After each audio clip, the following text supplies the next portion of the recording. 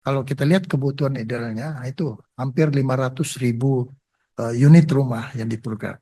Jauh dari kata ideal, Menhan ungkap TNI butuh 500.000 rumah dinas. Menteri Pertahanan Menhan Syafri Samsudin mengungkapkan bahwa jumlah rumah dinas TNI jauh dari kata ideal.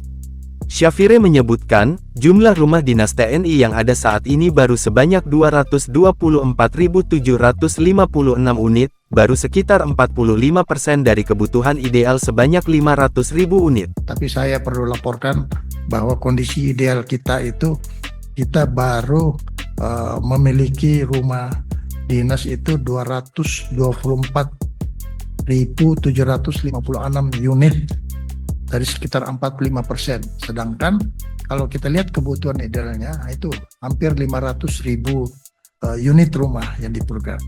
Ia menyampaikan bahwa angka ini menunjukkan besarnya perbedaan antara kebutuhan ideal dan kondisi nyata di lapangan. Syafri tidak memungkiri bahwa ada permasalahan lahan yang turut menjadi penghambat.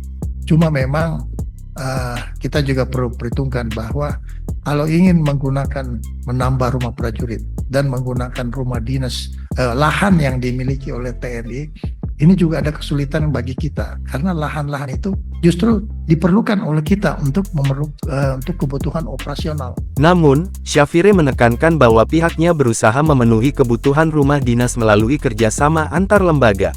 Walaupun demikian, kami selaku yang mengurusi kebijakan